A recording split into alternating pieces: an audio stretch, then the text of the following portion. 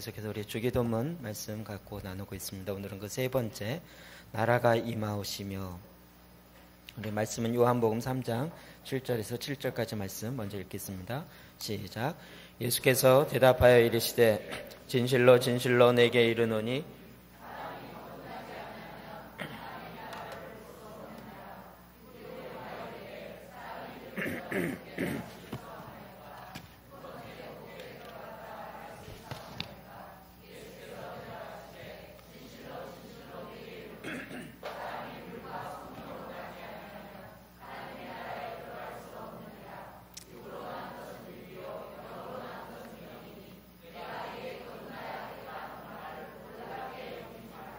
아멘, 아멘.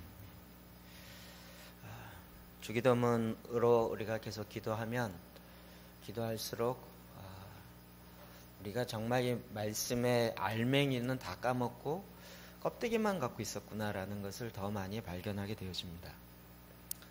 우리가 하늘에 계신 우리 아버지요, 하나님 아버지와 어느 정도 알고 있고 어느 정도 친밀한가 라는 것으로부터 시작하여 이름이 거룩히 여김을 받으시오며, 하나님의 이름이 거룩히 여김을 받는 것, 그것이 내 삶에 어떻게 실제화되는가. 그리고 오늘은 세 번째로 그 나라가 임하시오며, 하나님의 나라, 아버지의 나라가 임하시는. 우린 금방 물어봐야 되겠죠? 하나님의 나라는 무엇일까요? 그 나라가 임한다는 건 무엇일까요? 또 이것을 왜 기도해야 될까요? 이런 질문들을 안 할 수 없습니다. 굉장히 좀 이렇게 생소하게 다가왔어요, 저한테는.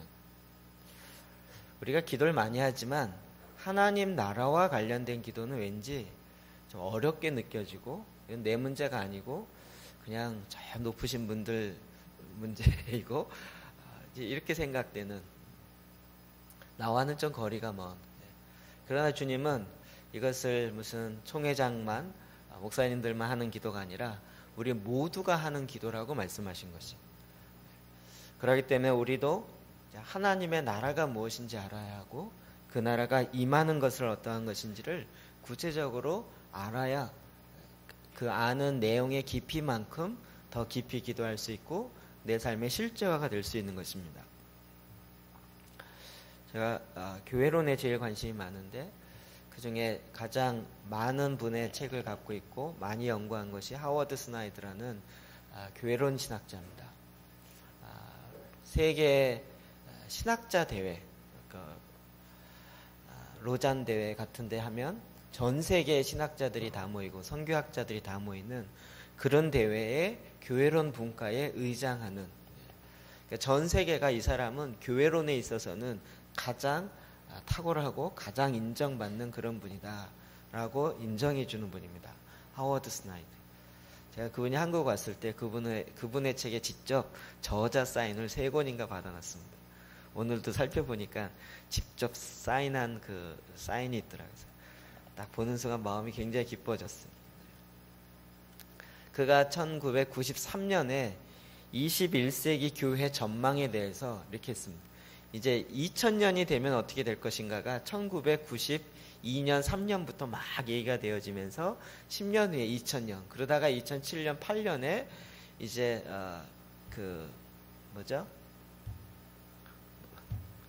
컴퓨터의 그 날짜 조정 이런 것 때문에 이제 큰 어려움이 있을 것이다.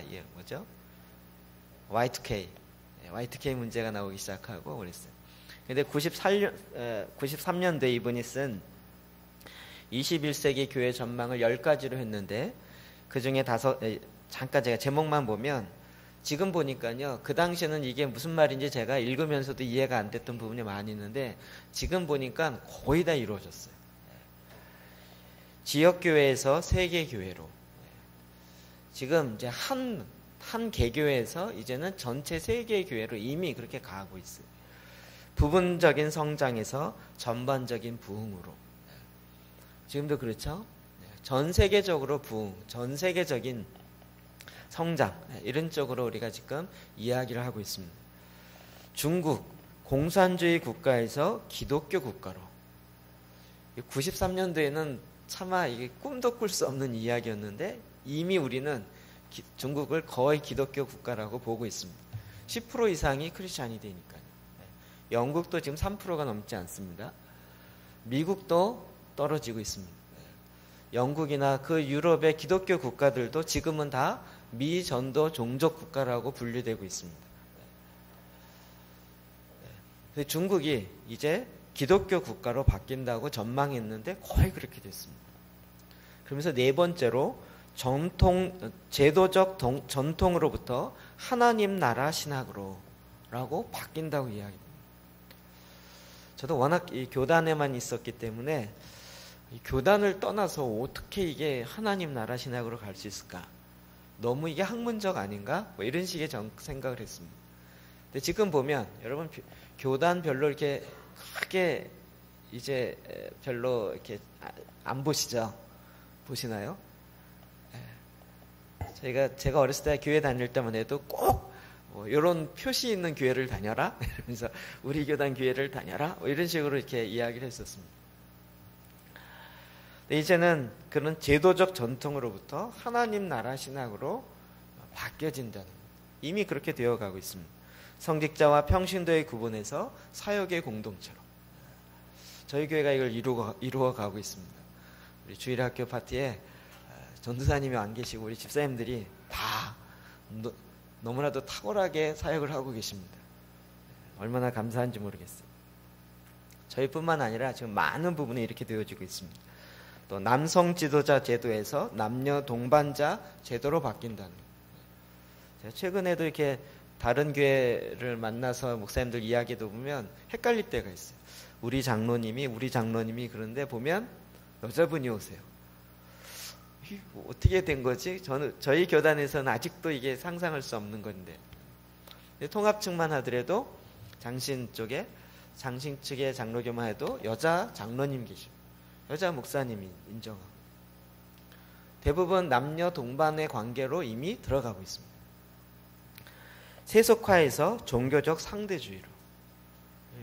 오늘 어려운 얘기인데 여러분 이제 수준이 너무 높아지셔서 이해되시죠?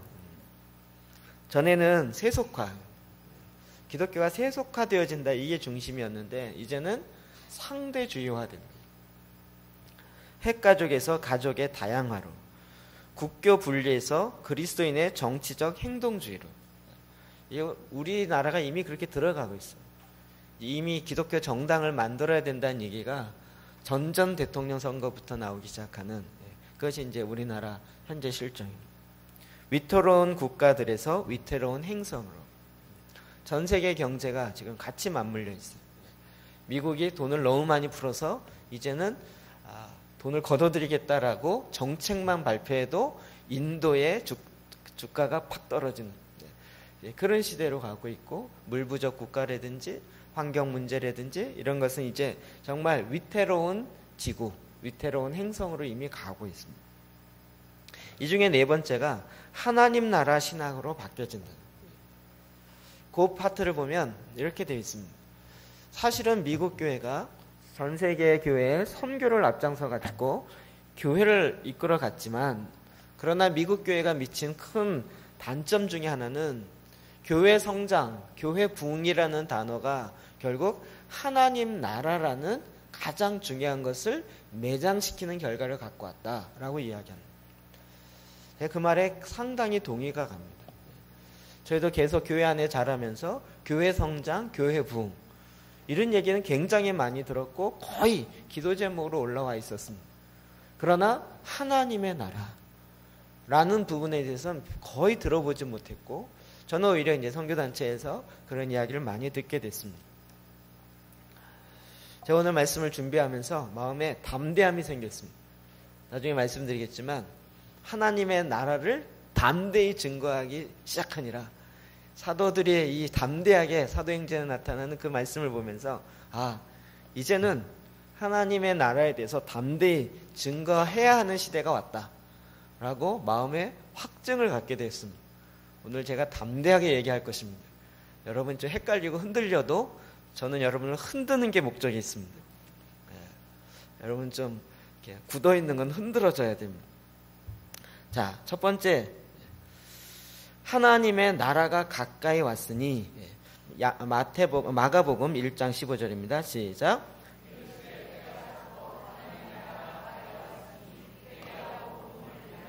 아멘. 예수님께서 하셨던 첫 번째 설교입니다. 회개하라, 천국이 갖고 왔느니라. 때가 찼고 하나님의 나라가 때가 찼다. 카이로스, 하나님의 정한 때가 찼다는 거예요. 하나님의 나라가 갖고 왔다. 이거는 우리가 죽어서 가는 천국이 갖고 왔다는 이야기가 아닙니다. 그런 얘기면 예수님이 2000년 전에 했는데 아직 완성되지 않았잖아요. 그러면 갖고 왔던 하나님의 나라가 왔다 갔다 올라갔다 내렸다 이런 것입니까?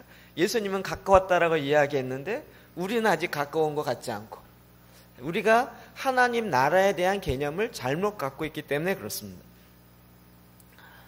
하나님의 나라가 어떤 나라인지를 먼저 알아야 돼요. 그 당시 예수님이 이 말을 했을 당시에는 때가 찼고 하나님의 나라가 가까이 왔으니 회개하고 복음을 믿어라 이렇게 전했을 때 저 질문이 있는데요.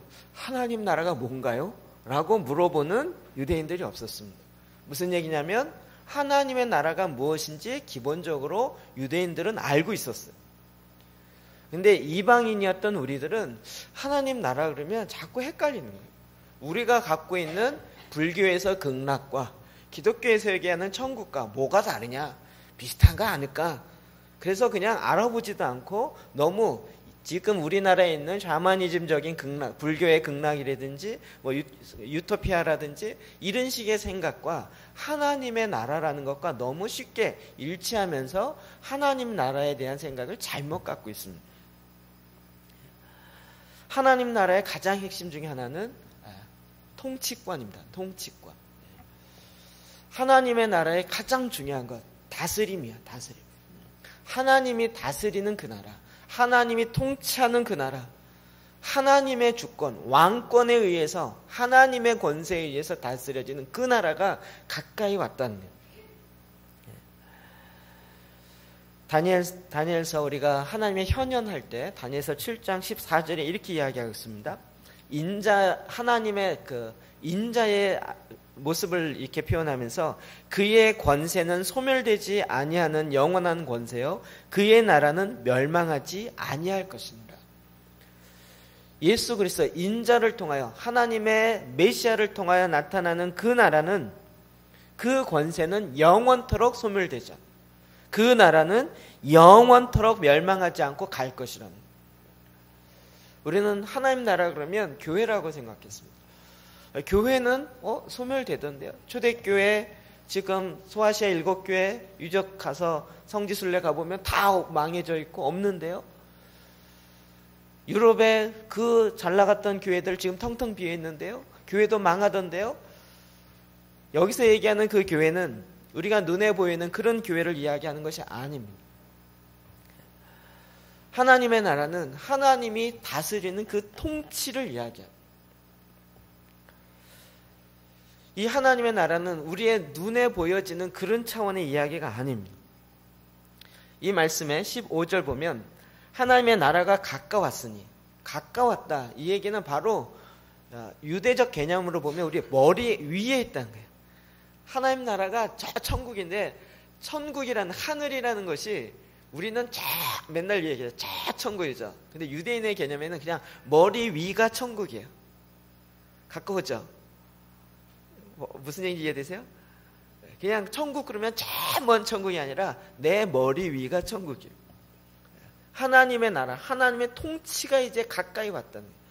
예수 그리스도 메시아를 통한 그 통치가 가까이 왔어요. 그러니 회개하고 복음을 믿으라 라고 연결했어요. 자, 복음은 하나님 나라와 직결되어 있습니다. 우리는 복음을 믿으라 그러면 나 믿습니다 쉽게 이야기합니다. 뭘 갖고 믿는데요? 나는 예수 그리스도를 마음에 영접했습니다.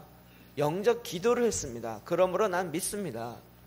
나는 구원의 확신이 있습니다. 자꾸 이렇게 이야기합니다. 그러나 지난주 금요일날 오셨던 목사님 이야기나 우리가 계속적으로 들은 이야기처럼 복음은 사형리가 아니라고요. 사형리는 가장 간편하게 줄인 뼈대와 같은 거지만 뼈대가 몸의 전체는 아니잖아요. 틀리진 않았어요. 가장 간추린 것이. 복음, 그리고 마태, 복음, 마가, 복음하고 콤마 한 다음에 마가 이렇게. 그러니까 복음서 전체가 복음이라고요. 마태복음 1장부터 28장까지 전체가 복음이라고요. 그 중에 딱딱 추려서 한 게 복음이 아니고요. 복음이라는 것은 단지 이렇게 추려서 몇 가지 되어지는 것이 아니에요. 그러니까 마가복음을 우리가 지난번에 쭉 묵상하면서 보면 마가복음 16장까지 복음, 마가에 의한 이렇게 돼 있어요. 마가가 기록한. 그러니까 마가복음은 전체가 복음인데 거기에 예수님 영접해야 된다는 걸 굉장히 크고 강하게 이야기한 게 아니라 쭉 나열했어요. 16장까지. 이쪽 읽어보면 영접을 하지 않으면 안 되거든요. 뭐 이런 것에 굉장히 강하게 들어오기보다는 그냥 예수님이 오셨고 와서 이런 일 했고 그리고 나중에 죽으시고 부활하셔서 승천하시고 하늘나라 갔다. 거의 이렇게 돼 있어요. 복음이란 무엇인가? 제가 제 생각으로 딱 정리해서 저는 그냥 한 단어로 정리하는 걸 참 좋아하는데 복음은 뭐냐면 메시아가 온 거야. 쉽게 얘기하면 예수님 하나님께서 계속 이야기했던 그분, 아담이 범죄한 이후에 여인의 후손을 통하여 내가 너의 죄를 문제할 그를 보내리라. 누군지 몰라요. 원시복음이라고 얘기한 제일 첫 번째 이야기는 창세기 3장에 나타나는 이새의 후손, 다윗의 후손을 통하여 주리라. 계속 후손을 통하여 주리라. 그 메시아가 오리라. 기름 부은 자가 오리라라고 했던 그분이 오신 거예요. 그게 바로 복음이에요. 그러니까 마가가 쓰면서 예수님 영접해야 된다, 영접해야 구원받는다, 이거 하나만 이야기한 것이 아니라 그분이 오시는 배경과 오셔서 한 일과 그 다음에 십자가 못 박혀 죽으시고 승천하시고 이 그분이 오셨던 이야기를 다 쓰는 거예요. 이게 다 복음이니까요. 그러니까 회개하고 복음을 믿어라, 이 얘기는 무엇입니까? 메시아가 오셨단 말이에요. 그러니까 회개하라, 돌이키라는 거예요. 왕이 오셨으니까 네가 왕으로 살던 거에서 이제 바꿔갖고 진짜 왕을 모시라는 거예요. 그 왕이 오셨다는 거예요. 결국 하나님의 나라는 왕권의 싸움이에요. 그래서 어거스틴이 두 도성의 싸움이라고 했죠. 세상의 성과 하나님 나라의 도성, 이 두 도성이 싸운다. 이것이 거창하게 얘기할 것이 아니라 쉽게 얘기하면 우리 안에, 내 안에서. 제가 막 이 주제별 연구를 많이 해가지고요, 하다 보니까 너무 많이 헷갈려요. 근데 어느 날 이게 한 그림으로 탁 꿰졌어요. 그러니까 너무 쉬웠어요. 그럼 제가 막 주제별 설교를 강해를 주제별 설교를 하니까 많이 헷갈리시죠? 웬 주제가 이렇게 많나요? 주대심이 중요합니다. 내가 하나님을 바라보면서 하나님이 나에게 로드예요, 주인이에요. 근데 하나님이 나를 보면서는 청지기예요. 우리 이 땅에 청지기로 보는, 그러니까 이 땅에 어떻게 청지기로 살아야 될 것인가, 또 청지기, 또 시간의 청지기, 재물의 청지기, 은사의 청지기, 지난번 한창 얘기했죠? 다 까먹었죠? 하나님은 나에게 어떤 분인가? 하나님의 하나님 대신 주대심, 로드식 구원, 한창 이야기했죠. 이게 사실 같은 이야기인데 어디서 보느냐. 근데 내가 또 세상을 향하여서, 우리는 세상을 향하여서는 이 세상에 보냄받은 자. 그러니까 하나님이 나를 세상에 보낸 거예요. 뭘로 보냈어요? 왕으로 보냈고, 선지자로 보냈고, 제사장으로 보냈고, 또 신약에 오니까 거의 두 가지가 더 붙어요. 사도적 사명과 선지자적 사명과 목사, 교사, 복음전도자. 이와 같은 직책을 왜 주셨어요? 몸을 온전케 하게 하기 위해서. 그러니까 이 전체적인 그림은 딱 하나예요. 근데 이렇게 띄워보면 이게 주대심이고, 또 여기서 이쪽을 보면 청지기 정신이고, 이러면서 가는 거예요. 그리고 이걸 다 통괄해서 뭐라 그래요? 하나님 나라라고 한다. 하나님 나라를 너무 신학적으로 공부할 필요가 없고요. 그냥 그림 한 장으로요. 예수 믿으세요, 이 얘기가 굉장히 중요하긴 한데, 그 얘기는 무슨 얘기냐면 하나님 나라에 들어가는 유일한 길은 오직 예수님을 통한 거예요. 근데 들어갔어요. 들어가고 난 다음에 어떻게 될까요? 난 이제 들어왔다. 망고 땡이다. 이제 지옥 가긴 틀렸으니까 내 마음대로 살자. 이게 하나님 나라를 잘 모르는 거예요. 요즘 막 고등학생들이 열심히 공부해갖고 대학 들어가 힘들었어. 대학 들어갈 수 있는 유일한 길은 뭐예요? 유일한 길은 성적이 나오는 거예요. 얼굴 잘생겼다고 대학 들어가는 법이 없어요. 너 마음이 좋아서 대학 이런 게 없어요. 대학 들어가는 딱 거기서 요구하는 조건이 있어요. 그게 되어야 들어가는 거잖아요. 딱 들어갔어요. 그 다음은 뭐예요? 이제 들어가서 대학생으로서의 삶을 살아야 되잖아요. 살지 않으면서 들어가는 것만 가지고 계속 이야기하는 건 굉장히 미련한 것이죠. 우리가 예수 그리스도를 믿고 구원받았습니다. 이 구원만 영접하고 구원만 갖고 이야기하면 그 삶의 총체성을 놓쳐버리는 거예요. 왜요?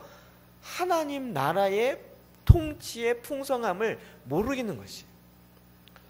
여기에 너무나도 안타까움이 있습니다. 그래서 주님은 오시자마자 첫 번째로 했던 말씀이 이 하나님의 나라가 가까이 왔다. 하나님의 통치가 이제는 가까이 왔다. 네가 하나님의 이 다스림을 받는 드디어 하나님 나라의 실제가 가까이 왔다. 돌이키고 복음을 믿어라. 너에게 오신 우리 가운데 임하시는 예수 그리스도 이제 받아라. 너의 마음에 너의 삶에 왕으로 모시기 시작해라. 이 얘기를 하시는 거예요. 자, 그렇다면 어떻게 하면 그 하나님 나라의 구성원이 되는가? 요한복음 3장 3절부터 7절 봅시다. 시작. 예수께서 대답하여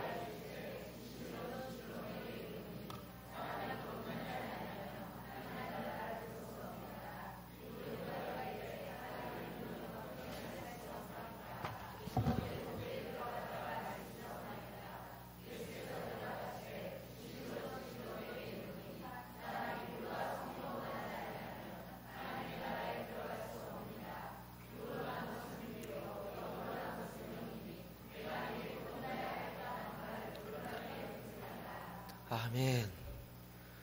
그럼 이 얘기가 단지 니고데모에게 복음 전도한 내용이었겠습니까? 하나님의 나라에 대해서 예수님은 정확하게 이야기해요. 내가 거듭나지 않으면 하나님 나라에 들어갈 수 없는. 저는 이제 저희 교회가 하나님 나라에 대해서 이야기했으면 좋겠어요. 교회에게 고만해도 돼요. 하나님의 나라. 거듭나지 않으면 하나님 나라에 들어갈 수 없어요. 저희 막 등록 이런 거 강조를 안 해요. 등록을 하나 안 하나 별 차이가 없어요. 뭔 소용이 있겠습니까? 중요한 건 하나님 나라에 들어가야 돼요. 하나님 나라에 소속이 되는 거예요. 하나님의 통치가 이루어져야 돼요. 여러분 등록을 해도 통치 안 받는 사람 너무 많아요. 등록하고 아예 그 교회에 터줏대감이 돼가지고 하나님의 통치와 상관없이 지 마음대로 교회를 좌지우지하려는 게 너무 많은 거예요. 그럼 교회라고 하나님 나라가 저절로 이루어집니까? 그렇지 않습니다. 하나님의 나라는 거듭나야 볼 수 있고 들어갈 수 있습니다. 자, 거듭난다는 건 뭔가요? 다시 태어난다는 거예요. 그럼 우리는 이 질문은 안 할 수 없어요.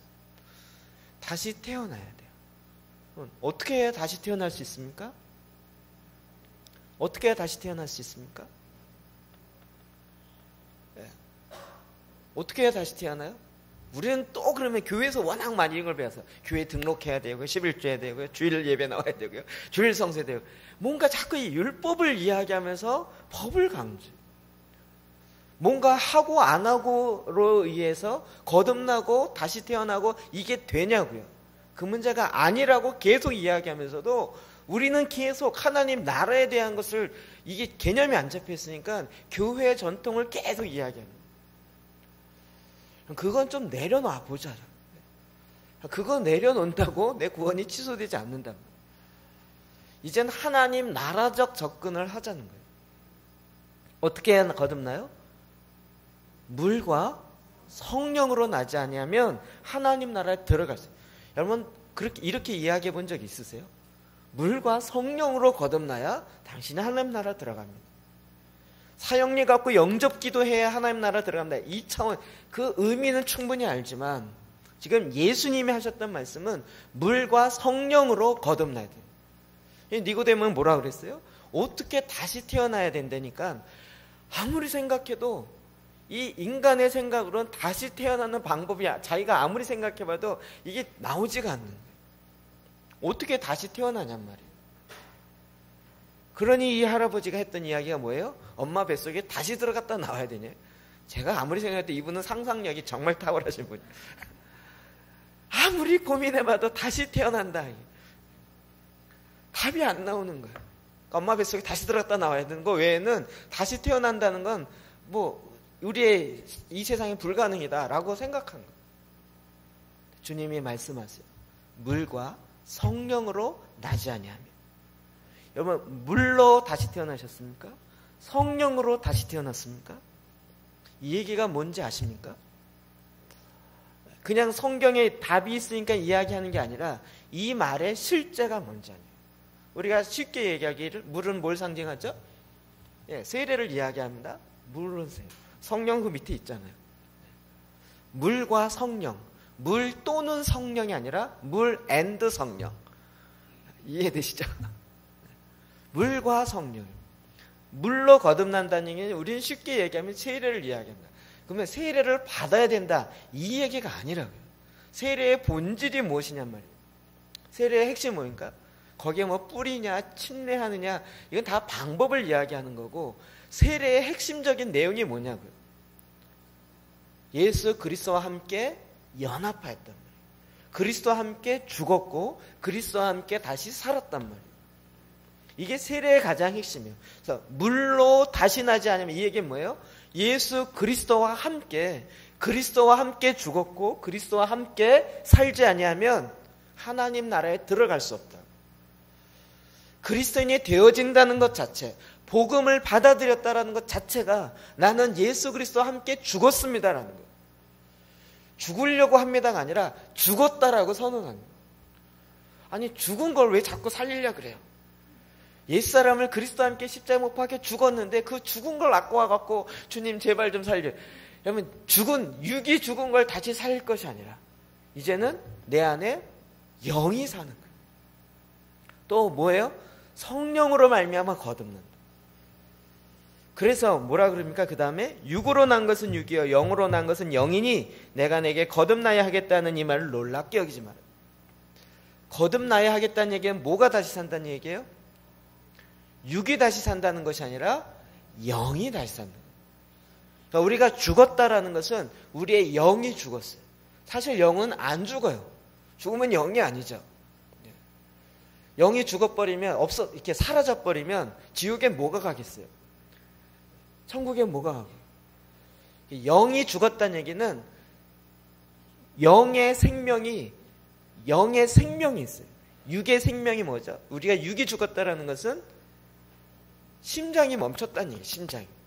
그렇죠? 머리가 죽은 것 같고 뇌사는 죽음으로 인정 안 해요. 뇌사 상태다 이렇게 얘기해요. 심장이 멈춰야 죽은 거예요. 그러니까 우리의 육체는 심장이 제일 중요해요. 하나님이 심장 보호하려고 이 갈빗대 딱 하고요. 이 앞에 또 놓고 얼마나 보호하려고 잘하시냐고. 근데 네가 지금 다시 살아야 된다는 건 뭐예요? 영이 사는 거예요. 영의 생명은 어디에 있어요? 영의 생명은 심장이에요? 영의 생명은 뭐죠? 말씀이요? 성경에 그렇게 나와 있나요? 영의 생명은 뭐죠? 저기 내가 몇 번 이야기한 건데. 영의 생명은 내가 곧 길이요 진리요 생명이니 아들이 있는 자는 영생이 있고 아들이 없는 자는 생명이 없다고요. 무슨 이해되시죠? 영의 생명은 뭐예요? 예수님이에요. 그래서 예수님이 있는 자는 예수님이 이 땅에 메시아가 오셨단 말이에요. 그래서 예수님이 내 안에 있는 자는 생명이 있는 거예요. 영의 생명이 있는 거고 그 아들이 없는 자는 예수님이 없는 자는 영의 생명이 없는 거라고. 우리가 사나 죽으나 예수를 위해서 하는데 이게 너무 당연한 이야기죠. 그러니까 니고데모가 이걸 이해하지 못한 거예요. 영이 죽었다는 얘기는 생명이 예수님이 그 안에 없다는 거예요. 없어도 영은 있어요. 사라지지 않아요. 그러니까 하나님과 관계없이 예수 그리스도와 전혀 관계없이 살아요. 그러니까 예수님이 왕의 왕으로 오시는데 그 왕의 왕을 거부하니까 누가 왕이에요? 내가 왕이에요. 사실은 내가 왕인 것 같지만 이 세상의 임금을 쫓아가는 쫄개 왕으로 살고 있는 거예요. 주님이 이 땅에 하나님 나라의 핵심을 이야기하는 거예요. 그래서 물과 성령으로 나지 아니면. 그래서 로마서 8장에 이게 다른 표현이 아니라 하나님의 영으로 인도함을 받는 자가 하나님의 아들이니라. 왜요? 거듭난 자는 당연히 그 영이 생명이 들어온 거예요. 이 영이 예수 그리스도와 함께 사귐이 있을 수밖에 없다. 이게 전통적으로 교회에 뭔가 그 유전을 쫓아갔기 때문에, 법을 쫓아갔기 때문에 아니라 실제 이 생명이 우리 안에 존재한다. 그래서 여러분, 성령으로 말미암은 삶이 그게 무슨 믿음이 좋은 사람이 하는 게 아니고 그리스도인이면, 예수님과 함께 사는 자면 당연한 거라. 이것이 하나님의 나라의 가장 완성이 아니고 기초라고요. 제가 이 기초를 이렇게 어렵게 긴 시간 동안 설명해야 되나요? 네. 많이 이야기 드렸잖아요. 지금 이거 서론이에요. 여러분 빨리 아는 척을 좀 해주세요. 그래야 넘어갑니다. 마태복음 6장 33절 시작.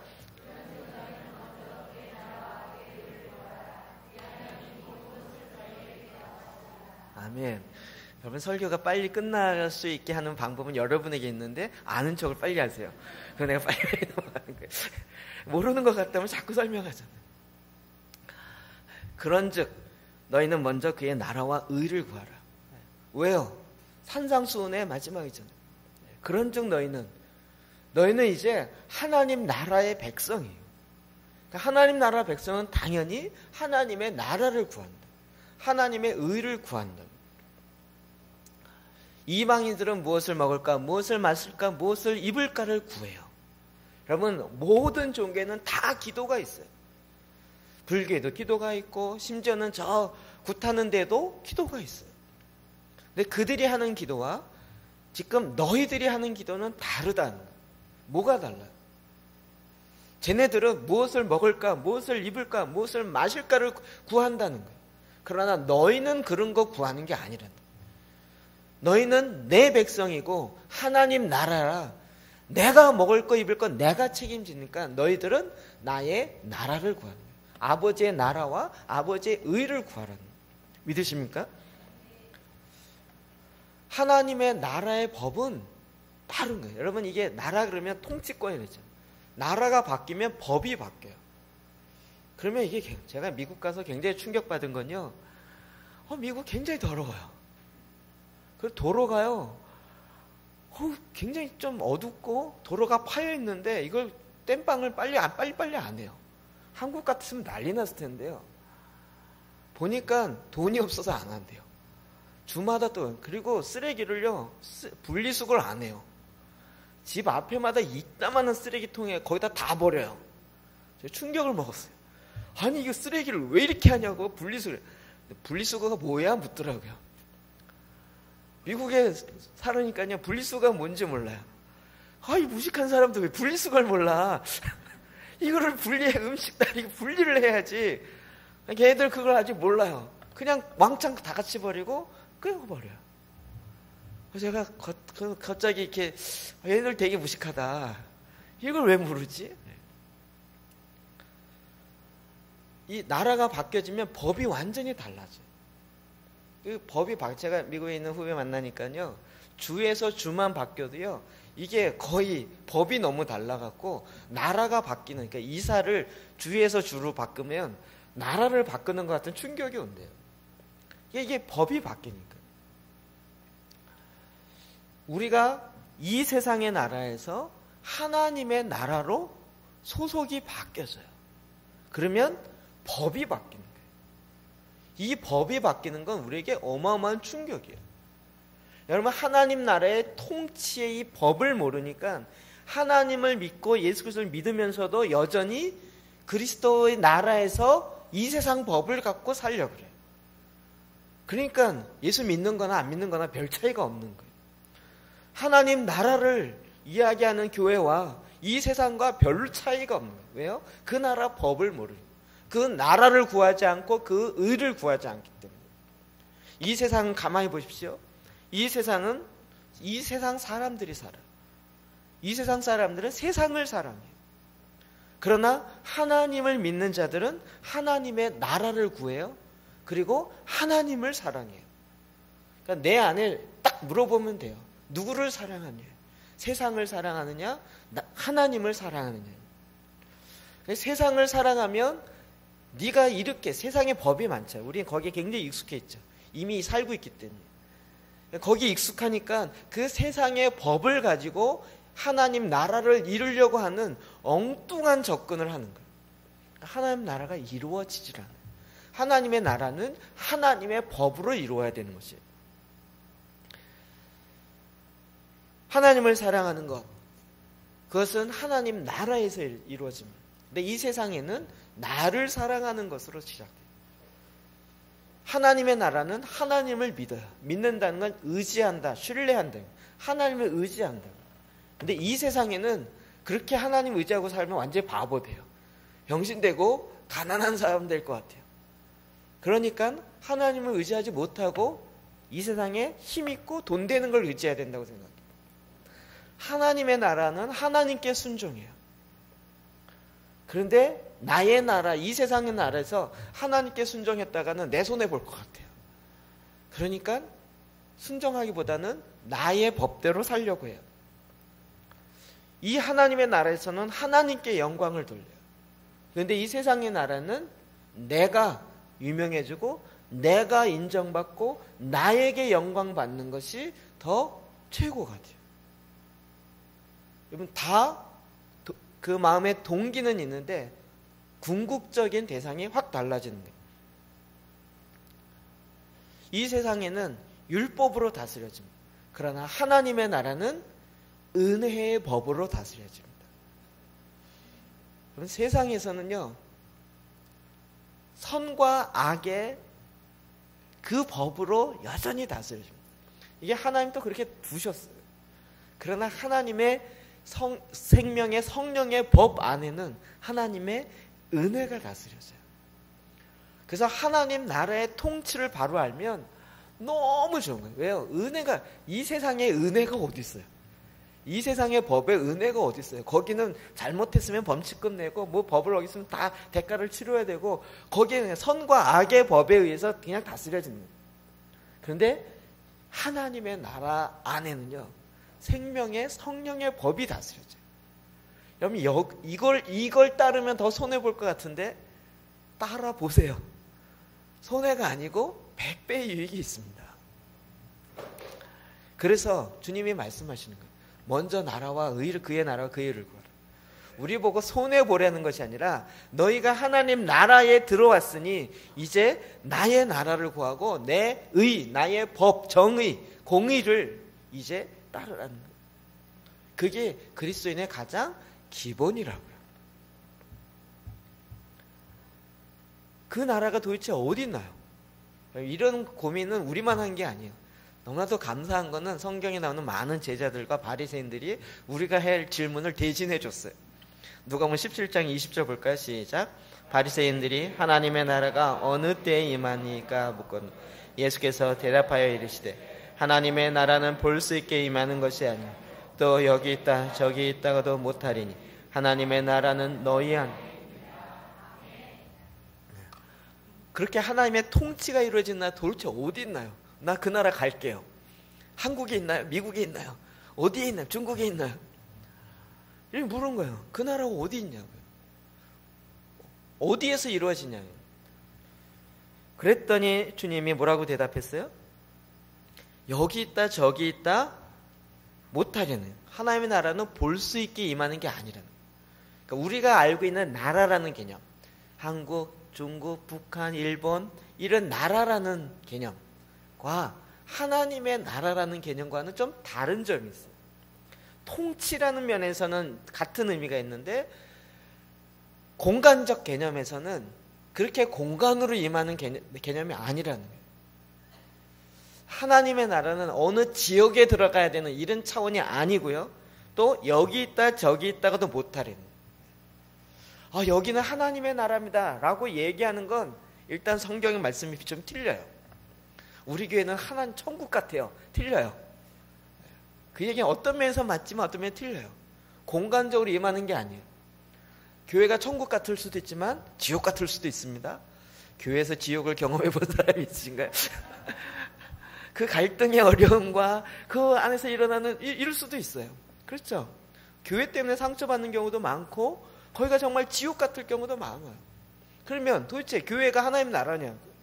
그게 아니고 하나님의 통치가 이루어질 때, 다스림이 이루어질 때, 하나님의 공의가 이루어질, 다스림의 그 영역 안에 있을 때 거기가 정말 하나님의 나라 같잖아요. 그 다스림이 없어지고 세상의 법과 세상의 논리가 들어와서 그렇게 되어질 땐 그것이 하나님의 나라가 이루어지지 아니하고 세상의 나라와 같은 그런 일들이 계속 일어나는 거예요. 하나님의 나라는 의와 평강과 희락이라. 하나님의 나라는 여기 있다 저기 있다가 아니라 하나님의 나라가 이루어지는 건 의가 이루어져요. 게다가 평강이 이루어지고요. 게다가 희락이 이루어져요. 무시무시한 데는 하나님 나라가 아니에요. 하나님 나라만 까룩하고 엄숙하고, 엄숙할 수도 있지만 그 엄숙함이 진정한 경외로 나타나면서 찬양으로 나타나고 기쁨으로 나타나죠. 하나님의 나라는 희락이에요. 희락의 나라. 그러니까 하나님의 나라는요, 기쁨이 넘쳐요. 기쁨이 넘친다. 제가 이것도 지난번 하도 설교를 많이 해갖고요. 그 요즘 그 이미지에 그런 건 많은데, 웃으시는 예수님. 우리 중고등부실에 가면 웃으시는 예수님 그 프랭카드 얘기 딱 했잖아요. 여태까지 우리나라에서 나온 그림들은 다 엄숙한 그림. 하나님 그러면 왠지 위험이 이렇게 되는. 근데 요즘 이제 이런 걸 다 아는 거니까. 웃으시는 하나님, 춤추시는 예수님. 이런 모습들이 나타난다. 왜요? 하나님의 나라는 희락이 이루어져요. 이 나라가 어디에 이루어져요? 눈에 보이게 이르는 게 아니라 너희 안에 있느니라, 이렇게 돼 있어요. 너희 안에. 빌라도 법정에서 빌라도가 유대인의 왕이라고 신고가 들어왔어요. 자기가 지금 다스리고 있는데 다른 왕이 나타날 때가 얼마나 긴장이 되겠어요. 그래서 유대인들이 잡아갖고 왔어요. 유대인의 왕이라. 지금 로마가 통치하고 있는데 네가 왕이야? 라고 빌라도가 물은 거죠. 예수님이 요한복음 18장 36절에 이렇게 대답하였습니다. 내 나라는 이 세상에 속한 것이 아니요 나의 나라가 세상에 속한 것이 아니라면, 나의 나라가 세상에 속한 것이라면 나의 부하들이 싸워서 나를 유대 사람들의 손에 넘기지 않게 하였을 것이요. 그러나 내 나라는 이 세상에 속한 것이 아니요. 빌라도에게 설명을 했어요. 내 나라 네가 얘기한 것처럼 이 땅에 속한 게 아니래. 내가 이 땅에 속했다면 제자들 군사훈련 야 쓸어라. 천군 천사까지 동원해서 이렇게 했을 텐데 그렇게 하지 않았다는 거예요. 내 나라는 이 땅에 속한 것이 아니라는 거예요. 주님이 하나님의 나라에 대해서 자꾸 이야기하는 거예요. 하나님 나라는 어디에서 이루어져요? 우리 안에 있어요. 그러니까 하나님 나라는 마치 어떤 면에서 공기와 같아요. 공기가 어디 있어요? 있긴 있죠. 내 안에도 있고 이 안에도 있고 교회 밖에도 있고 교회 안에도 있고 다 있어요. 하나님 나라가 어디 있냐라고 물어보는 것 자체가 사실은 굉장히 좀, 지금 주님이 자꾸 이걸 설명해요. 왜요? 우리가 그걸 모르니까. 우리는 삼차원적 안에 공간 안에 사니까 자꾸 먼저 공간이 어디 있는지를 이렇게 확인되어야 깨달아지는 거예요. 근데 그게 아니니까 예수님이 자꾸 이걸 설명하는 거예요. 하나님의 나라는 어디 있어요? 너희 안에 있느니라. 하나님의 나라는 1차적으로 우리 안에 있어요. 내 안에 있다고요. 그래서 하나님의 나라가, 아버지의 나라가 임하옵시며, 이게 1차적으로 어디에 임해요? 내 안에 임하는. 하나님 나라가 임한다라는 것은 대상에 따라 다양하게 풀이가 될 수 있어요. 믿지 않는 자들 가운데 우리가 기도하면서 하나님, 우리 저 영혼 가운데 하나님 나라가 임하시오. 그러면 무슨 뜻이에요? 주님이 그 가운데 임하셔서 예수를 믿고 주님 앞에 돌아오게 해주십시오. 이런 의미로 우리가 하죠. 내 안에 이루어 주십시오. 그 얘기 뭐예요? 하나님의 통치가 이루어집니다. 하나님의 나라는 의와 평강이라고 했어요. 하나님의 통치가 없으면 내 안에 불안해요. 미래에 대해서 불안하고, 건강에 대해 불안하고, 죽음에 대해 불안하고, 모든 일에 대해서 불안해요. 근데 하나님의 통치가 있으면 어떻게 돼요? 하나님의 나라는 평강이죠. 내 안에 평강이 있어요. 은혜 받으면 여러분 어떻게 돼요? 마음이 평안하죠. 기쁨이 있죠. 은혜 받았는데 염려가 되시는 분 있어요? 은혜 받았는데 막 화가 나고. 하나님의 은혜가 있을 때는요, 그 안에 평강이 있어요. 왜요? 하나님의 다스림, 하나님의 통치가 임하기 때문에. 이 세상을 향하여 하나님의 나라가 임하십시오. 이거는 중보적 요소를 갖고 있어요. 죄와 사망에 의해서 공중의 권세 잡은 자가 다스리는데 이제 주님이 다스리십시오. 하나님의 나라는 의와 평강과 희락으로 다스려지는 그것입니다. 그래서 이 위치로 임하는 것이 아니라 통치의 개념으로. 사도행전 1장 3절 말씀 볼까요? 시작. 그가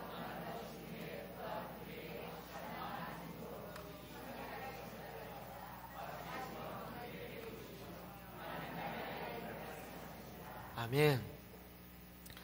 주님이 부활하시고 난 동안에 이 땅에 40일 있었습니다. 40일 동안에 많은 사람이 나타났는데 40일간의 행적이 무엇인지를 연구하는 사람이 있는데 성경에는 딱 10번의 사건이 나타납니다. 그러니까 마지막 승천하기 전에 40일 동안 이제 부활하셨어요. 그러니까 제일 중요한 마지막 수능 40일 작전 이런 거 있잖아요. 예수님도 마지막 부활 직전에 40일 굉장히 중요하겠잖아요. 이 중요한 가장 중요한 시점에 예수님이 뭘 하셨을까요? 계속 이야기한 건 뭘 하셨다고요? 하나님의 나라의 일을 말씀하셨다. 가장 중요한 건 하나님 나라를 말씀해요. 내 나라가 하나님의 아버지의 나라, 그 나라가 무엇이고 어떻게 이루어지는지를 계속 이야기하셨다. 그럼 이건 놀라운, 정말 주님이 가장 중요하게 강조한 부분이에요. 예수님의 오신과 마지막이 그래요. 우리가 아까 보았는데요. 또 누가복음 4장 43절 봅시다. 시작. 예수께서 이르시되 내가 다른 동네들에서도 하나님의 나라 복음을 전하여야 하니 이는 이 일을 위하여. 아멘. 예수님이 다른 동네에 가서 하나님의 복음을 전해요. 근데 그 복음에 뭐가 붙어 있어요? 하나님의 나라 복음. 다른 데 가서 교회 세우리라 이렇게 생각하지 마시라고요. 교회 세우리라 이게 아니고요. 하나님의 영이 거하는 교회를 보낸 거예요. 이해되시죠? 이게 굉장히 중요한 변화입니다. 우리는 내 안에 성령이, 하나님의 영이 거하셔서 나를 하나님의 교회로 만드셨어요. 내가 가는 건 교회가 가는 거예요. 우린 자꾸 내가 안 가면서 교회를 세우세요 이렇게 이야기하는데 이 교회가 아직도 구약으로 머물러 있어서 그래요. 신약적 교회로는 뭐예요? 하나님의 영이 거하시는 너희가 하나님의 전인 것을 알지 못하느냐. 우리가 하나님의 성전이 돼요. 그러니까 하나님은 지금 하나님의 나라의 복음을, 교회가 하는 가장 핵심이 뭐예요? 교회는 하나님의 나라의 일을 하는 하나님 천국의 행정기관이래요. 동사무소라고요. 교회가요. 그러니까 하나님의 나라의 복음을 전했어요. 제가 이렇게까지 이야기하는 걸 너무 죄송하지만 어쩔 수 없어요. 교회 전하지 마시라고요. 하나님 나라 전하시라고. 이해되시죠? 교회 전하는 사람 역적이라고 봐요. 가서 동사무소 전해봤자 뭘 우리 동사무소 좋아요. 우리 주민자치 최고예요. 뭐 이게 아니고요. 더 큰 그림을 이야기하라고. 가갖고 또 동사무소 멋있게 짓는 것만 하지 마시고 막 구청 멋있게 짓고 시청 멋있게 막 이거 멋있게 짓는데 막 시 예산 막 내년 예산까지 끌어당겨 갖고 막 져가지고 지금 막 각 지방자치단마다 빚이 또 어마어마하네. 제발 그런 짓 좀 하지 마시고. 왜 자기 그것만 하냐. 이건 굉장히 통치적 우주적 측면의 관계가 되어 있습니다. 하나님의 나라가 전한다는 것은 개인에게는 개인의 묶임, 죽음의 영이 떠나가요. 죽음의 영은 뭐죠? 사망이에요. 사망은 왜 오죠? 죄의 대가예요. 죄를 범하는 자마다 죄의 종이에요. 죄의 묶임이 돼요. 난 자유자인데 자유민주주의에서 무슨 내가 노예냐. 노예라고 생각하지만 죄의 사슬로 묶여있단 말이에요. 내가 죄를 안 질 수 있다라고 생각하는 건 큰 착각이에요. 그 쇠사슬에 다 노예를, 사탄이 그냥 이렇게 죄악을, 그 사슬을 이렇게 쭉 늘려놔서 그래요. 네. 여러분이 그것을 끊으려고 한번 해봐요. 그러면 팽팽해지면서 안 끊어진다는 걸 아실 거예요. 죄가 안 끊어집니다. 내 결단과 내 결심으로 죄를 끊으려고 해보세요. 이 끊어지나? 안 끊어져. 죄의 사슬은 오직 피로만 끊어집니다. 내 안에 하나님 나라가 임했다는 것은 바로 그 죄의 사슬로 묶여있던 것이 끊어진 것이에요. 그래서 눌린 것으로부터 자유케 되죠. 전에는 내가 우울증이었는데 이제는 거기서부터 자유로워져요. 언제 우울했는지 모르게 늘 기쁨으로 평강으로 다스려요. 전에는 늘 염려와 근심과 걱정을 있었는데 이제는 하나님 나라에 대한 소망과 그 희락으로 늘 기뻐요. 이게 바뀌어져요. 교회적 차원에서 하나님 나라가 임하는 것, 통치가 이루어지는 것은 하나님의 나라의 선포가 이루어지는 거예요. 그러면 이 땅에서 어느 기관이 하나님의 나라를 전하겠냐고요.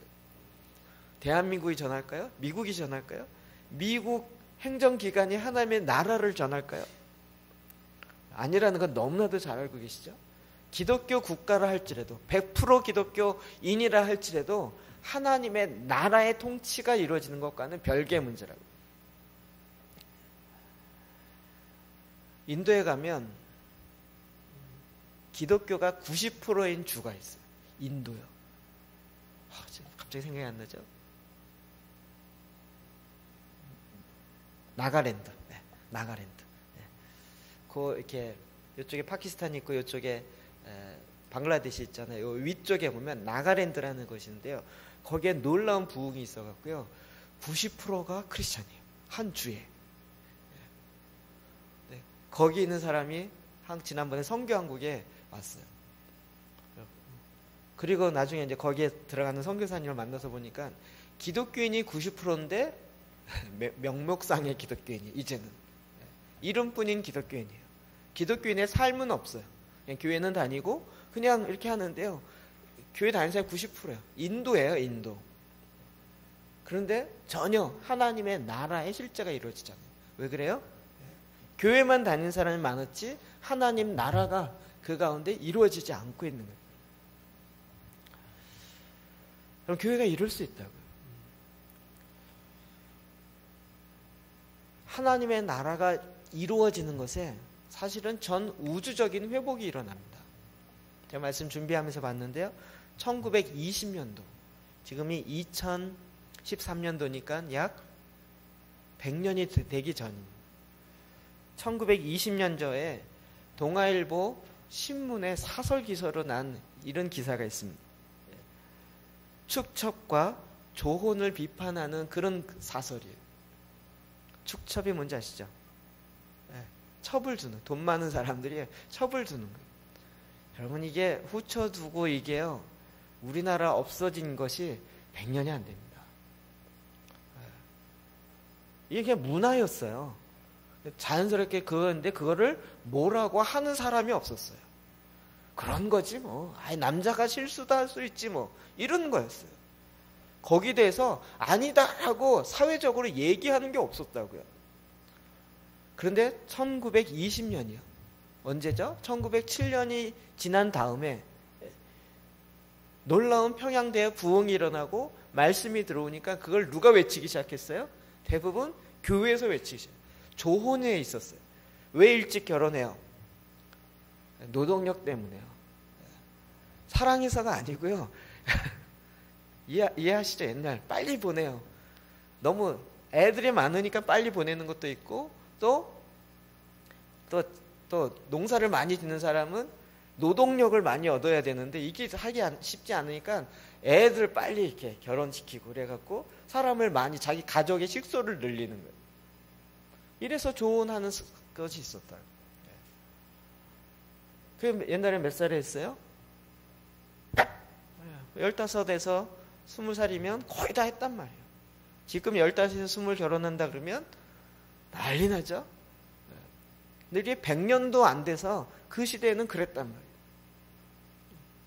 그러면서 무슨 여자가 애 낳는 기계냐, 일하는 무슨 노동 기계냐, 그렇지 않다. 그러면서 이야기. 여러분 이게 한국에 몇 년 동안 있었어요? 건 5,000년 동안 내려오던 문화예요.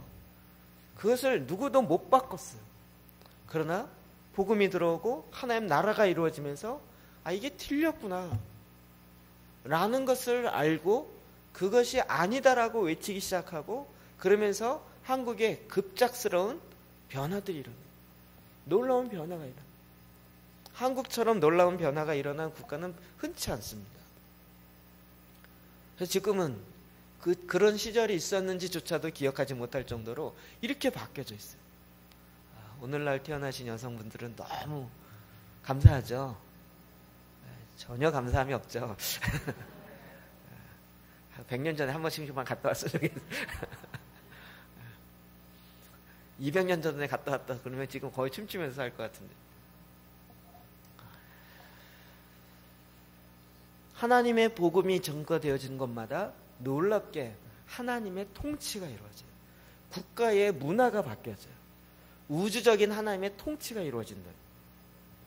사도행전 28장 31절 시작. 하나님의 나라를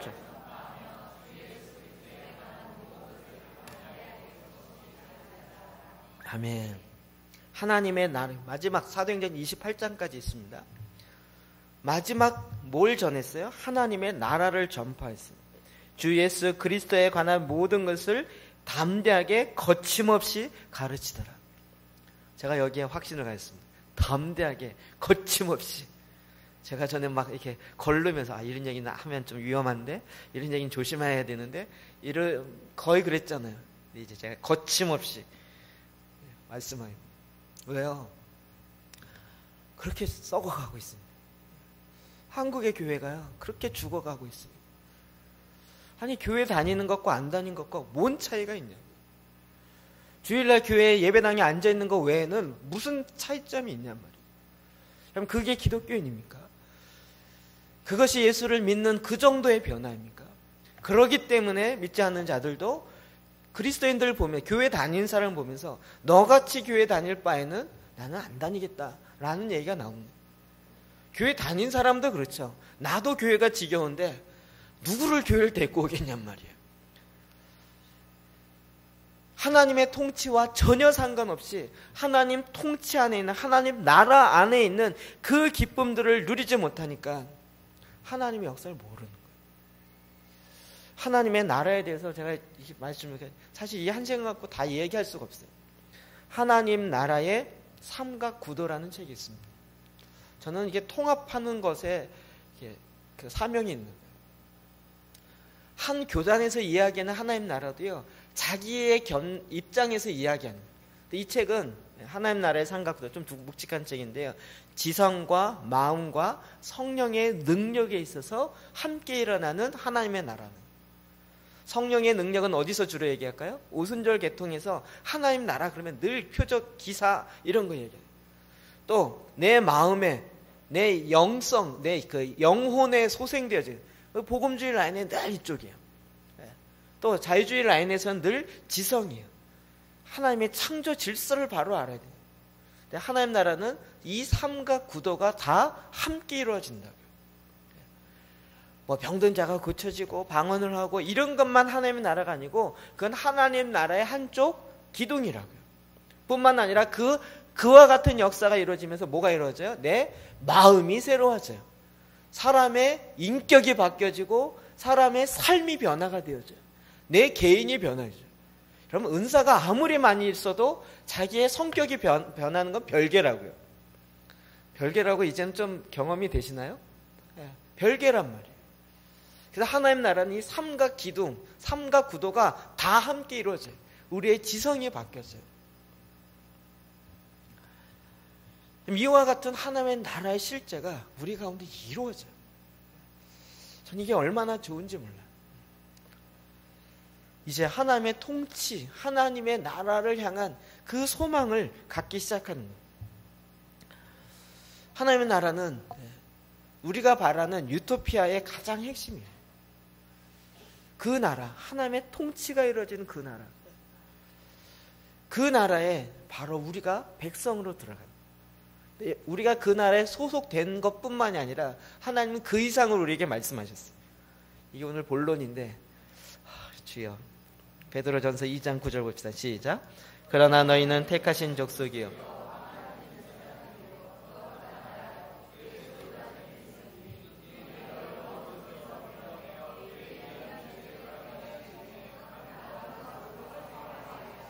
아멘. 너무나도 많이 들었던 말씀입니다.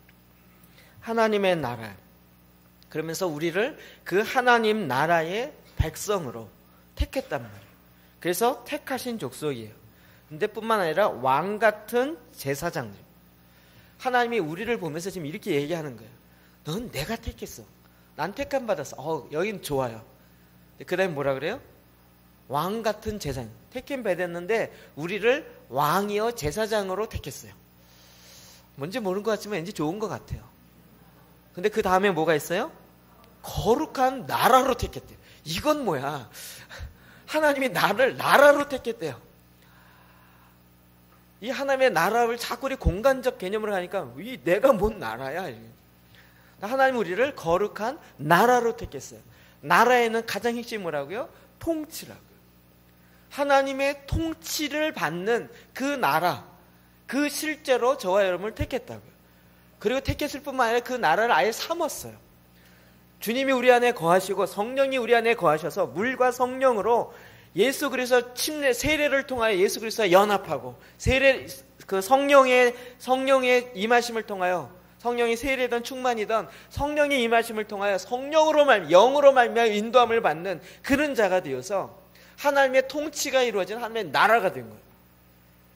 그래서 이 땅 가운데 그의 소유가 된 백성이에요. 왜요? 이는 너희를 어두운 데서 불러내, 이 세상의 어두운 데서 불러내서 그의 기이한 빛을 들어갈 뿐만 아니라 이의 아름다운 덕을 이 땅 가운데 선포하게 하기 위해서 우리를 택하시고 부르시고 나라 삼으셨다고요.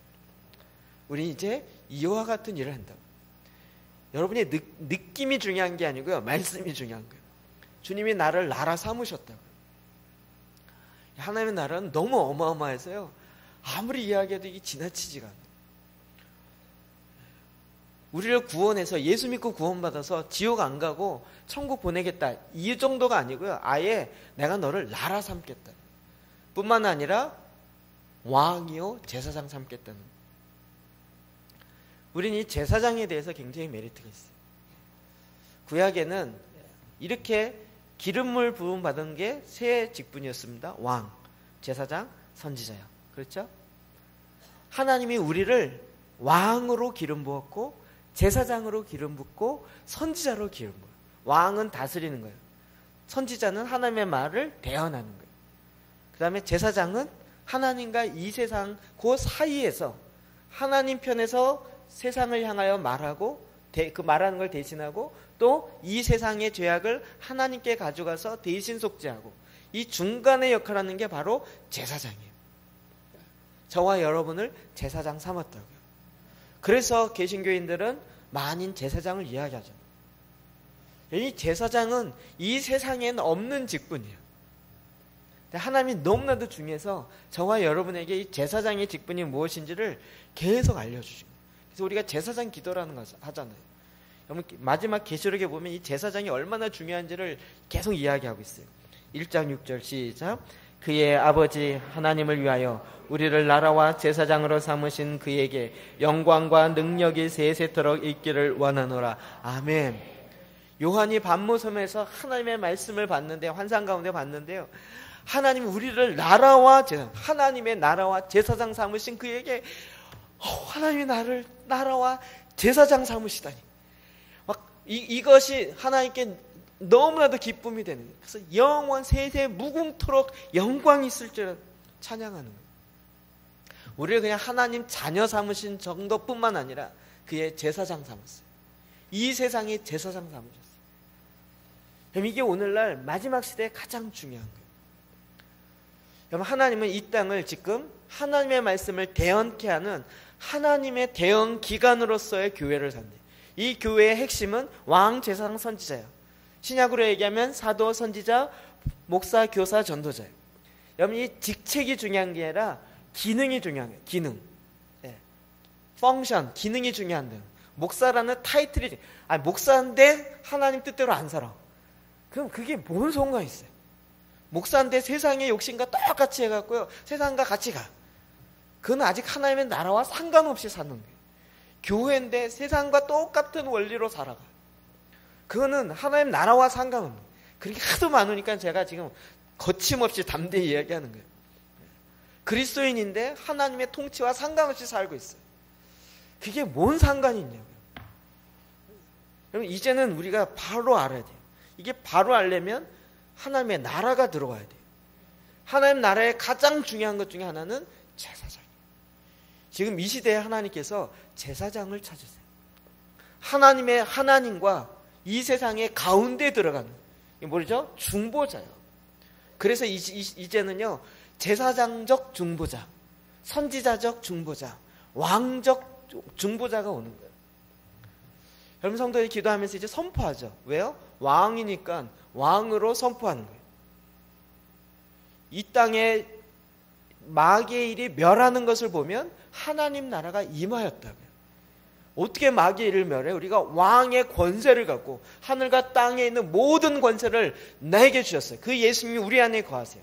이제 그 예수 그리스도의 권세를 갖고 명령하는 거예요. 이때는 선포하는 거예요. 더 왕적 제사장이 선포하는 거예요. 이 악한, 눌림이 되어진 악한 영들은 떠나갈지어다 라고 하는 거예요. 이 우울하고 막 이렇게 막 어둡고 이런 영들은 떠나갈지어다. 그러면 그 가운데 하나님의 성령이 임할 때 빛으로 임하시고 기쁨으로 임하시는 거예요. 이걸 누가 한다고요? 제사장 된 저와 여러분이 한다고요. 하나님 우리를 그렇게 삼으셨다. 이렇게 삼으신 하나님께 그에게 영광과 능력이 세세토록 있기를 원하노라. 이거 우리가 찬양하는 거예요. 나를 제사장 삼으신 이렇게 영광과 세세토록, 능력이 세세토록 있을지어다. 5장 10절 볼까요? 계시록 시작. 그들이 우리를 하나님 앞에서 나라와, 아멘. 하나님이 저와 여러분을 이 땅에서 뭘 삼았어요? 나라와 제사장 삼아요. 나라는 통치 생각하라고요. 공간 생각하지 마요. 하나님의 통치, 하나님의 다스림, 그것이 내 안에 개인적으로 시작해서 내 안에, 교회 안에, 우리 사회 안에, 온 우주 안에 하나님의 다스림이 있게 하는, 그리고 그 일을 감당하는 제사장, 만인 제사장이라는 이 제사장 삼으신 그에게 영광을 돌릴 뿐만 아니라 이제는 그 제사장으로 실제 일을 행한다고요. 제가 하나님께서 이걸 알고 난 다음부터는 이게 우리의 이 정체성이 달라집니다. 제가 병 고치는 것과 관련된, 전에는 하나님 병을 고쳐주세요, 제발 좀 고쳐주세요. 왕의 권세가 있는 줄 모르니까 내 안에 하나님의 권세가 있는데도 불구하고 그것을 사용하는 걸 모릅니다. 이게 알고 나니까 이제부터는 고쳐주세요 안 그리고 이 질병은 떠나갈지어다, 통증은 사라질지어다 라고 선포하게 됩니다. 하나님도 고치길 원하세요. 아우 주여, 저는 이런 거 하면 제가 아파요. 지금 무릎에 통증이 있으신 분, 하나님 이 시간 그 무릎의 통증은 사라질지어다. 이게 고치면 제가 안 아프거든요. 사라졌어요. 할렐루야. 무릎 아팠던 분 손 들어보세요. 2분, 3분, 4분. 짜고 한 거 아닙니다. 하나님의 나라는 성령의 능력에 나타나고 지식이 나타나고 마음이. 저는 이런 걸 몰랐어요. 왜 설교하는데 내 무릎이 아프냔 말이에요. 성령께서 그것을 알게 하시고, 근데 이런 거 하면 또 맨날 이것만, 병 고치는 것만 해요. 병 고치는 것만 하는 게 하나님 나라가 아니에요. 그것도 하나님 나라의 한 일부분이지만 그것뿐만 아니라 마음이 바뀌어지고 하나님 나라 제대로 실제적으로 알아지고, 그래서 하나님의 나라가 이루어진다. 하나님 나라가 이루어지니까 병도 고쳐지고 하나님 나라가 선포가 되어지고 사람이 변화되어지고 하나님의 통치가 이루어진다. 이런 일들을 삼으셨다고요. 저와 여러분을 그렇게 삼으셨어요. 이게 얼마나 신나. 어제도 희한한 일이 있었어요. 어떤 다른 교회 분들이 저희 교회 권사님 통해서 방언 받고 싶다고 왔대요. 이게 뭔가 참 발도 넓으시지. 5층 가서 한참 기도하더니 나중에 얘기를 들었더니 두 분 다 받으셨대요. 그리고 돌아가셨어요. 알고 봤더니 저희 전에 갔었던 교회예요. 야, 세상 좁더라고요. 그래갖고 막 그분이 신나갖고 얘기하시더라고요. 신나갖고. 전에 저희 중보팀에 제가 가서 강의했고 설교했던. 근데 그분도 제가 자기네 교회에서 중보기도 학교 했는지 거의 11번 했거든요.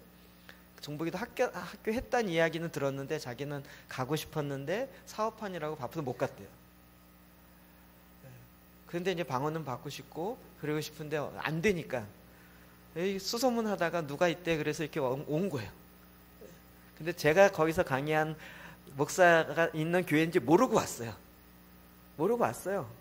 와가지고 뭐 우리 교회가 어떻고 뭐 천천히 이렇게 듣다 보니까 그 권사님이 이상한데 많이 듣던 교회인데 그래갖고 알게 된 거예요. 그걸 기도하는데 두 분 다 방언 받고 무릎 아픈 거 낫고 뭐 이러면서 갔어요. 재밌죠? 신나죠? 이게 경험한 사람은 신나는데요. 여러분은 전혀 재미없을 거예요. 놀랍지 않습니까? 하나님의 다스림, 하나님의 통치는 하나님의 역사가 일어나요. 제가 요즘에 다윗의 장막에 대해서 계속 설교하고 다윗의 세대에 대해서 이야기하고 하나님을 예배하고 찬양하고 막 이런 것들 계속 기도하고 준비하고 있는데 하나님이 쫙 해결해 주세요. 제가 뭐 양각 나팔하고 그 소파르라고요. 그거 한창 이야기하는데 우리 어느 집사님 목사님 그거 좀 살 수 있으면 좋겠어요. 지난주에 얘기하더라고요. 제가 살 수 있는데 알긴 하는데 그게 쉽지는 않은데 그런데 제가 딱 목요일날 휴가 갔다 와서 목요일날 저녁에 이메일을 딱 확인하는데 목사님 소파르가 뭐예요? 라는 광고성 메일이 딱 왔어요. 그래서 양각 나팔 소파를 교회와 가정에서 만나다. 이런 조그만 소형, 중형 부는 양각 나팔 이렇게 생겼어요. 그래서 이거를 한국에서 판대요.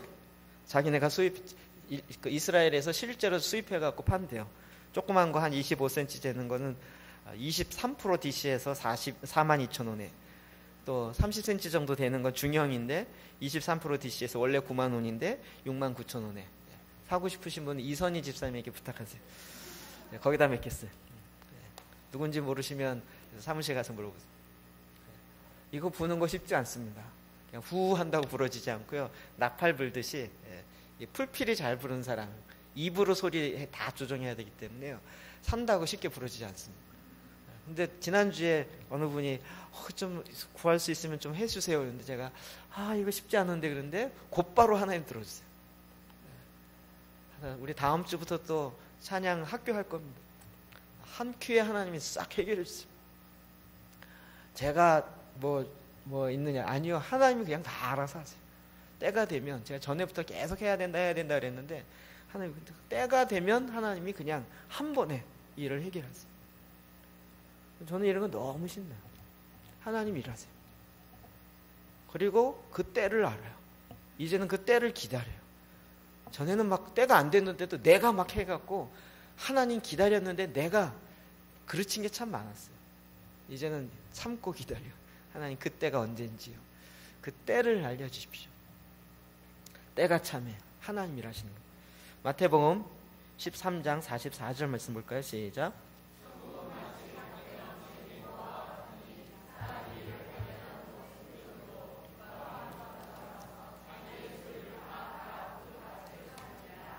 아멘.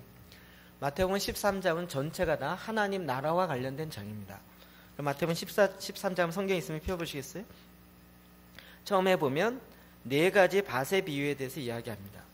이건 굉장히 길게 이야기하고 예수님이 설명합니다. 이것도 다 천국과 관련된 거예요. 11절에 보면 천국의 비밀을 아는 것이 너희에게는 허락하였으나 그들에게는 아니 되었나니. 4가지 밭의 비유. 하나님의 나라는 어디에 임한다고요? 우리의 마음이요.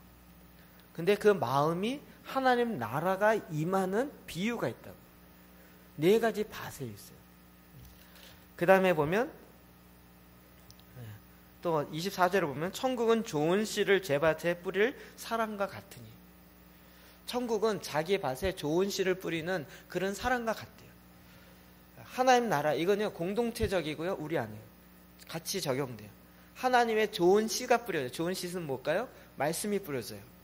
근데 자고 일어났더니 가라지가 생겼어요.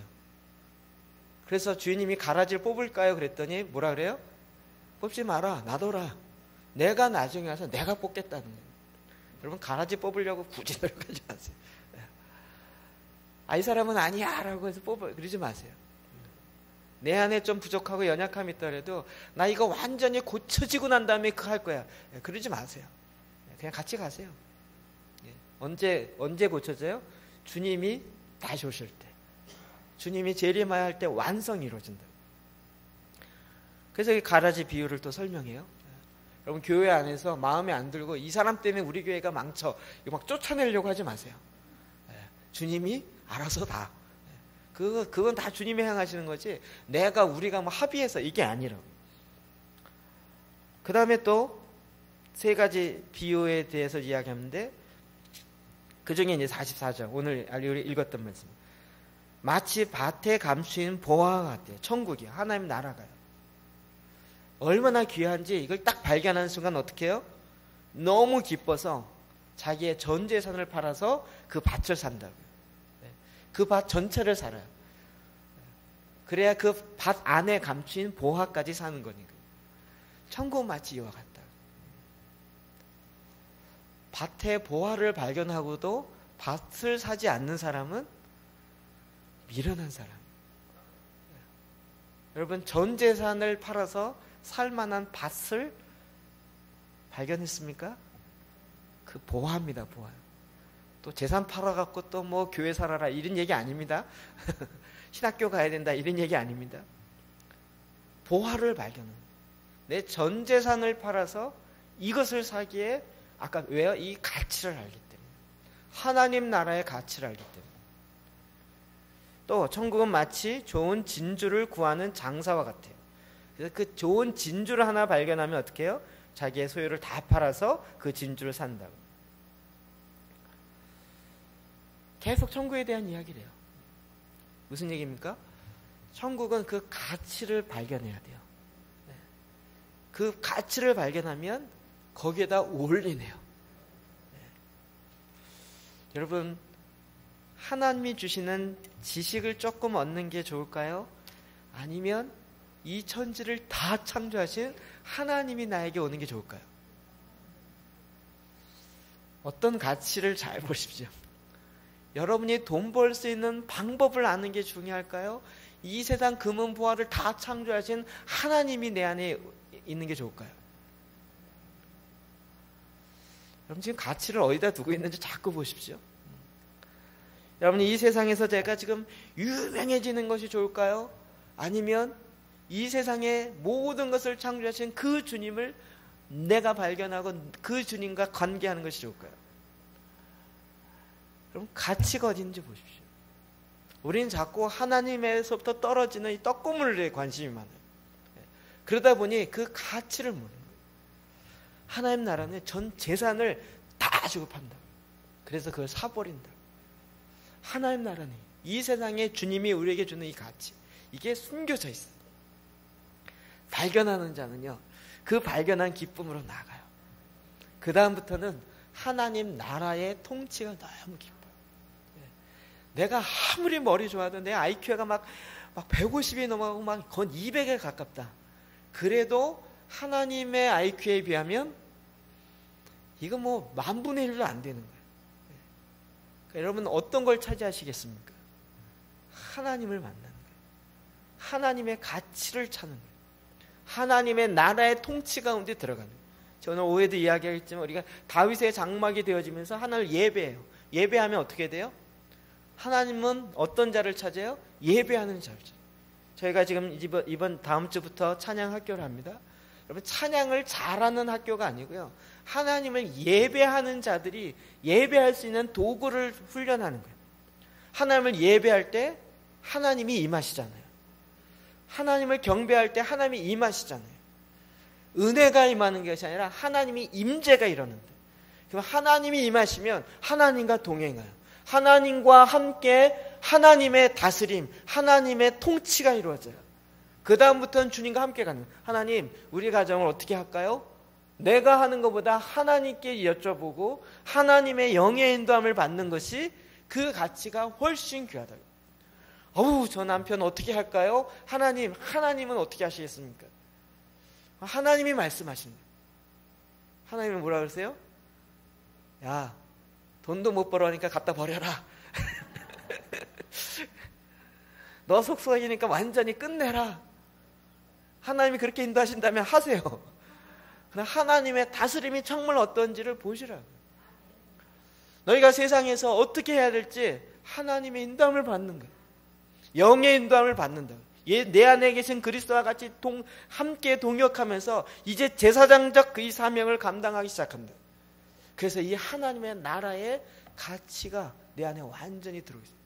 그래서 점점 세상 나라의 방법을 내려놓기 시작하고 하나님의 방법을 취하기 시작하는 거예요.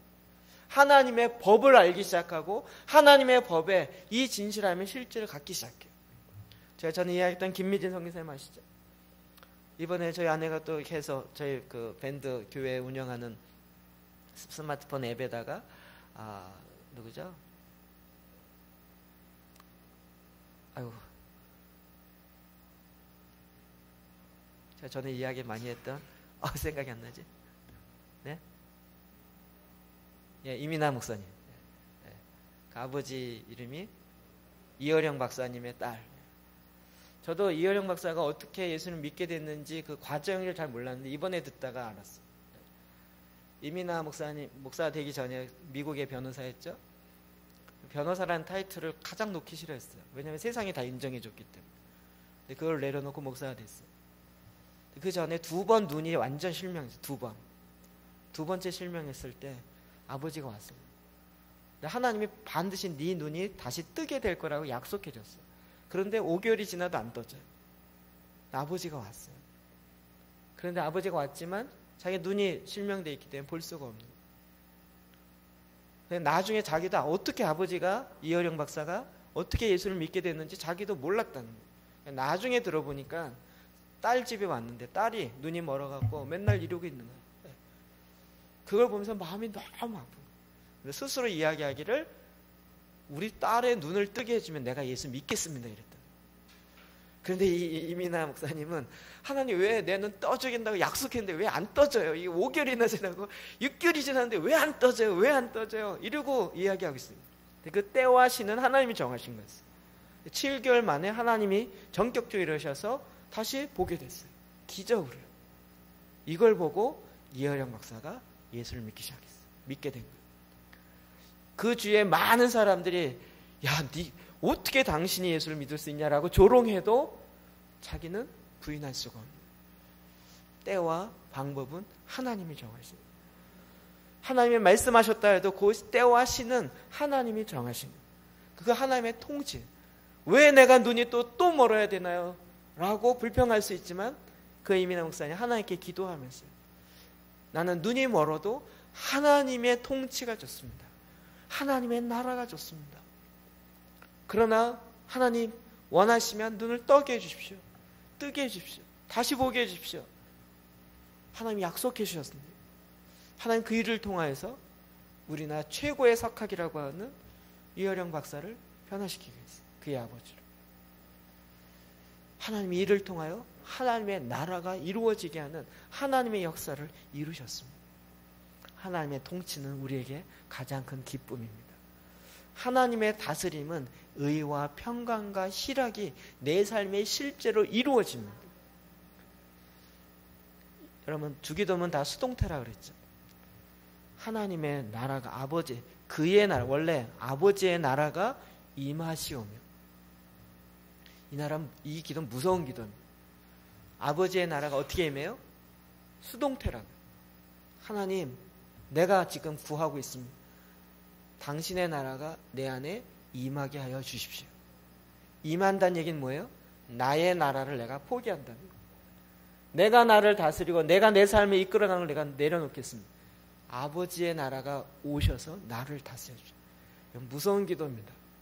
주인을 완전히 바꾸는 것이고 법을 완전히 나라에서 나라로 바뀌어, 세상의 나라에서 하나님의 나라로 완전히 바뀌어집니다. 이 기도가 이루어질 때 정말 하나님의 나라의 역사가 이루어지는 것입니다. 이 기도를 하라 그랬어요. 제가 이 뜻을 알고 난부터는 이 기도 앞에 얼마나 무서운지 몰라요. 나라가 임하옵시며, 그냥 하나님 저기에 하나님 나라 잘 이루어지게 해주세요, 이게 얘기가 아니고요. 하나님 내 마음에, 하나님 나라가 내 마음에 임하는데 내 마음에 하나님의 통치가 이루어지도록 임하십시오라는, 정말 이것을 원하십니까? 우리가 이렇게 구할 때 주님이 임하시겠다. 영접과 초청의 원리 똑같다 그랬죠? 하나님의 나라 임하십시오라고 우리가 초청할 때, 영접할 때 주님의 나라가, 통치가 임한다고. 이 기도를 통하여 하나님이 하나님의 나라를 땅끝까지 거침없이 증거하고 전파하는 그 사명이 우리에게 있을 뿐만 아니라 우리는 이 기쁨들을 이제는 이 땅 가운데 즐거움으로, 기쁨으로 누리고 행하는 하나님 나라의 친백성이요, 그의 나라요, 그의 제사장인 것입니다. 그 하나님을 우리가 영원토록 찬양합니다. 그리고 주님이 다시 오시는 그 순간 할렐루야, 나를 나라와 제사장 삼으신 그에게 세세 영원 무궁토록 그 영광이 있도다 라고 찬양하는 것이, 저와 여러분 제사장님, 이 찬양을 저와 여러분 부르는 것입니다. 그래서 드디어 우리로 하여금 이 제사장의 왕의 기도를 하게 한 것입니다. 그러면 나중에 그때 할 걸 이러지 마시고 지금부터 제사장으로 기도하시고 주님의 이 가르치신 기도로 매일같이 주님 앞에 나아가 기도하시기를 주의 이름으로 축원합니다. 기도합시다. 하나님 아버지, 이 시간 기도하기 원합니다. 내 앞에 계셔서 내 기도를 통하여 일하시는 하나님, 이 시간 기도할 수 있도록 내 안에 기도의 영을 불어넣어 주시옵소서. 정직의 영을 불어넣으시옵소서. 정직의 영을 창조하시옵소서. 이 시간 기도할 때 나의 기도를 실제로 들으시는 주님 앞에 정직함으로 기도할 수 있도록 하나님 역사하여 주옵소서. 오늘 나에게 주신 이 말씀 잡고 여러분 주님 앞에 나가 기도하십시오. 난 기도할지 모른다 착각입니다. 속는 것입니다.